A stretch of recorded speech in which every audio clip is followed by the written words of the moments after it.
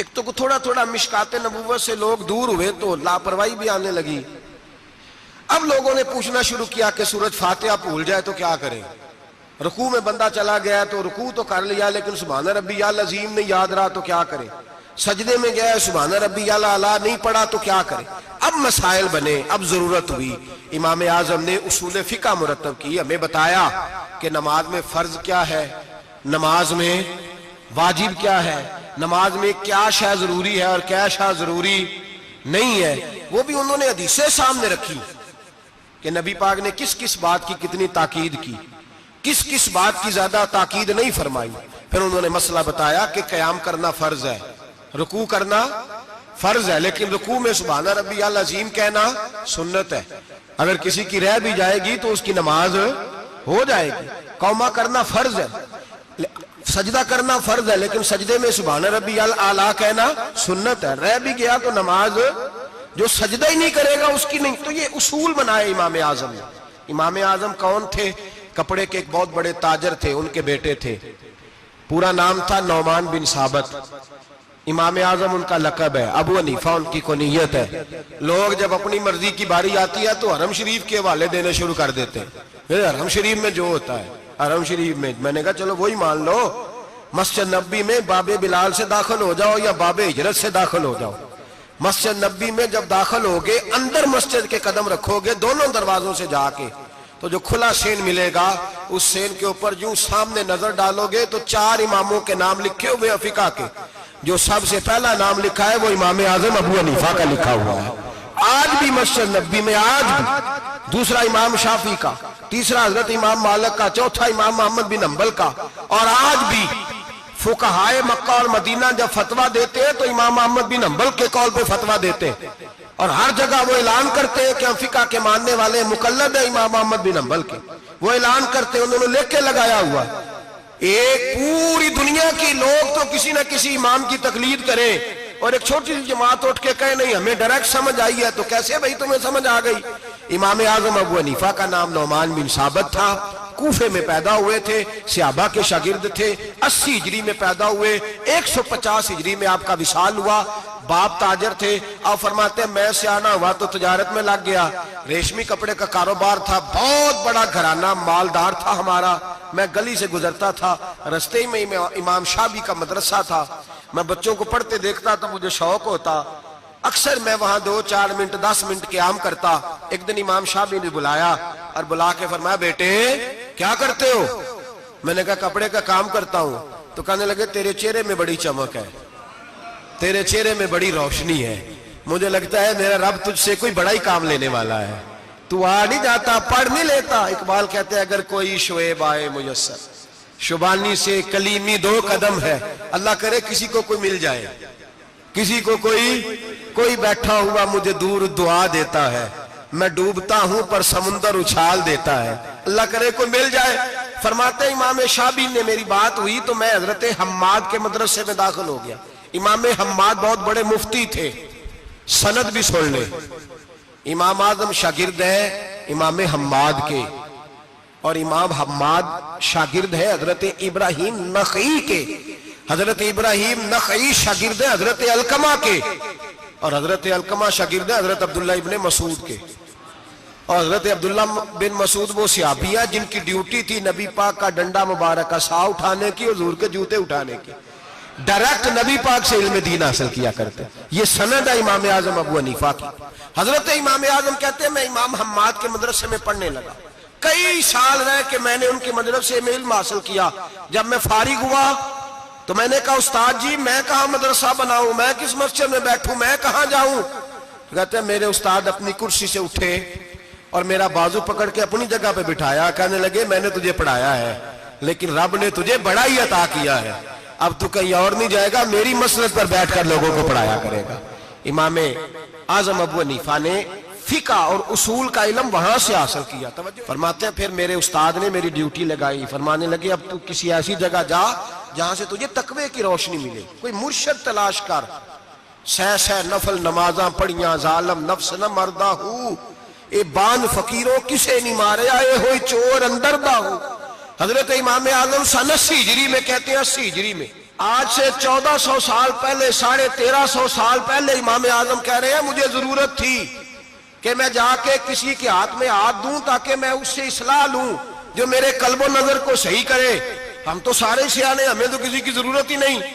फरमाते मैं अपने उस्ताद के कहने पर इमाम जाफर सादक के पास गया। 2 साल इमाम जाफर सादक ने मुझे प्रैक्टिकल कराया। जो इल्म मैंने इमाम अम्माद से सीखा था उस पर अमल करने का तरीका मुझे इमाम जाफर सादक ने सिखाया है।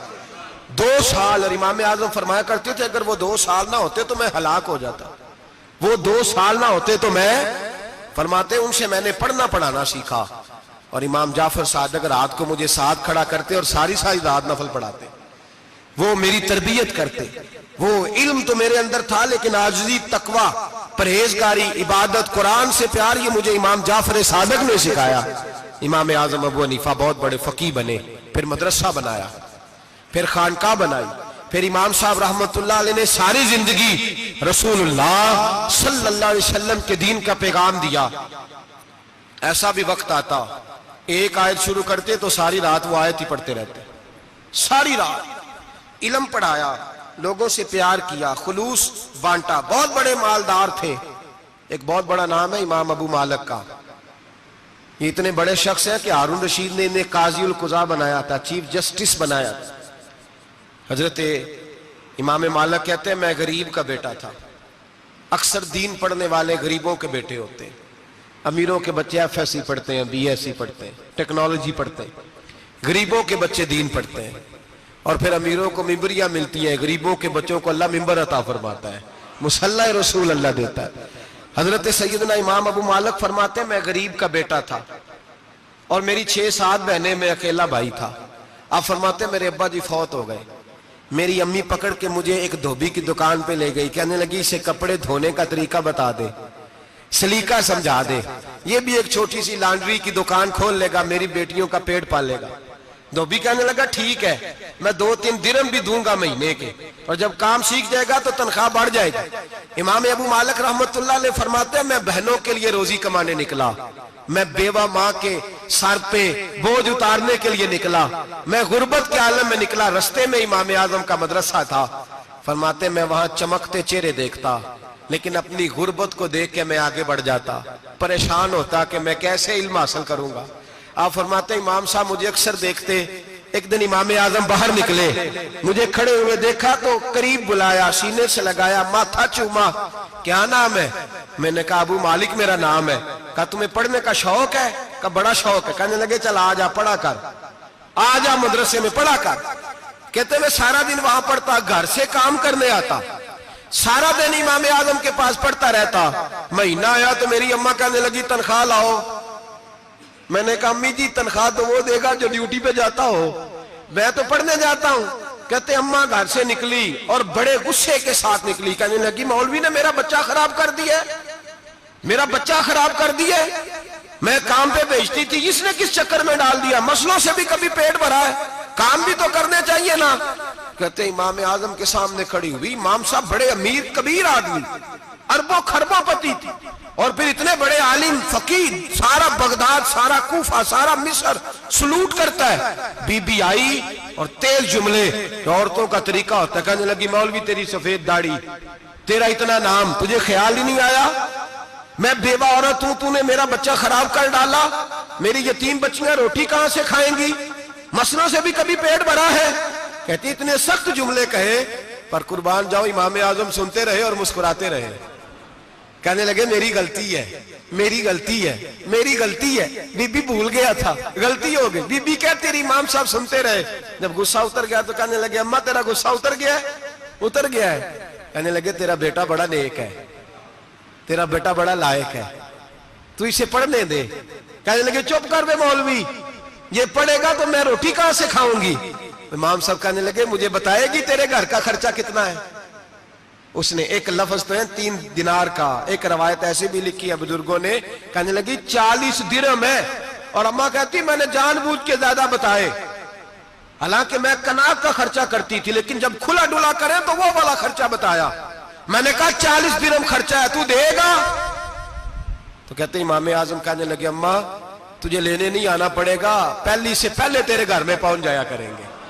यकम से पहले आएंगे। ओ भाइयों, कहाँ उस्ताद मिलते हैं, कहाँ उस्ताद मिलते हैं, कहाँ वो लोग मिलते हैं जो दुआएं मांगते, इल्तिजाएं करते, प्यार करते। गुजर गया वो दौर। अब तो सूट लेने का दौर है, मिठाइयां लेने का दौर है, हाथ डलवाने का दौर आया है। अब कौन पूछता है? अब तो पूछते हैं तू मेरे लिए क्या लाया है। हजरत सैयदना इमाम आजम अबू हनीफा रहमतुल्लाह अलैह एक दिन नहीं, 2 दिन नहीं, 4 दिन नहीं, 5 महीने नहीं, 20 साल तक, कहना आसान, बोलना आसान, सुनना आसान, 20 साल तक इमाम अबू मालिक के घर में खर्चा देते रहे, वो पढ़ते रहे। अम्मा कहने लगी तू मेरे बेटे को लगा तो लिया है, तो पढ़ के बनेगा क्या? हजरत इमाम आजम फरमाने लगे बादशाहों के तख्त पर बैठकर बादशाहों के साथ खाने खाया करेगा, उनके साथ बैठ के हलवा खाएगा, वक्त आएगा तू देखेगी। कहते हैं मेरे इमाम इंतकाल कर गए, वक्त बीत गया। हारून रशीद ने मुझे बुलाया बगदाद में और कहा मैं आपको चीफ जस्टिस बनाने लगा हूं। कहते हैं मैं खुशी से सजदे करने लगा, मैं चीफ जस्टिस बना। मैंने अपनी अम्मा को खत लिखा कि अम्मा बगदाद आ जा, तेरे बेटे को अल्लाह ने बड़ी शान अता कर दी है। फरमाते हैं हारून रशीद की बीवी बड़ी औलिया की, उलमा की बड़ी फरमा बरदार थी, मोहब्बत करने वाली थी। उसने हलवा बना के भेजा, खाना बना के भेजा। हारून रशीद तख्त पे बैठ के खाने लगा तो कहने लगा इमाम साहब आप भी यहीं आ जाए मेरे साथ। कहते एक कोने में वो बैठ गया, एक में मैं बैठ गया, बीच में खाना रख लिया। इतनी देर में मेरी अम्मा भी पहुंच गई। 2 लुकमे खाए थे कि अम्मा आ गई। जब अम्मा ने मुझे तख्त पे बैठे देखा, एक यतीम, एक लवारस, एक बिन बाप का बच्चा, वो कल तक जो बहनों के लिए 4 दिनार नहीं ला सकता था, तख्त पे बैठ के जब रोटी खाते देखा तो अम्मा तड़प गई, रोई, चीखे मारी। मैंने कहा अम्मा क्या हुआ? कहने लगी बेटा मुझे तेरा उस्ताद याद आ गया है, उसने कई साल पहले कहा था इसे दीन का इल्म पढ़ने दे, इसे फकीह बनने दे, ये बहुत आगे जाएगा। देख आज अल्लाह ने तुझे कितनी शान अता की है। का बेटा ये कमाल तेरा नहीं, ये इमाम आजम अबू हनीफा का कमाल है, ये उनका कमाल है जिन्होंने तुम्हें यहां तक पहुंचाया।